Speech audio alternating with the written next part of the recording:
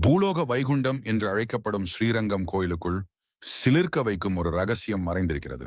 அங்கே உள்ள ஒரு சன்னதியில் அமர்ந்திருப்பது வெறும் கற்சிலை என்று நீங்கள் நினைத்தால் அதுதான் தவறு.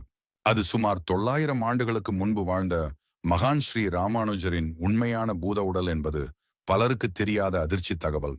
உன்னிப்பாக பார்த்தால் அந்த உருவத்தின் கைகளில் இன்றும் உண்மையான மனித நகங்கள் இருப்பதை நம்மால் காண முடியும். அவர் இறைவனடி சேர்ந்ததும் அவருடைய உடலை எரிக்கவோ புதைக்கவோ மனமில்லாமல் சீடர்கள் அவரை அப்படியே அமர்ந்த நிலையில் பாதுகாத்து வைத்துள்ளார்கள்.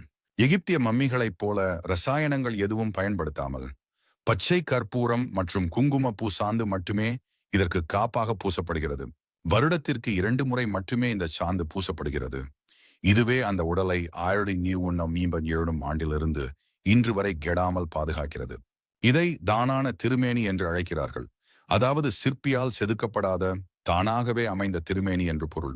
இறப்புக்குப் பிறகும் தன் பக்தர்களுக்காக உடலை கூட விட்டுச் செல்லாத அந்த மகானின் கருணை மெய்சிலிருக்க வைக்கிறது.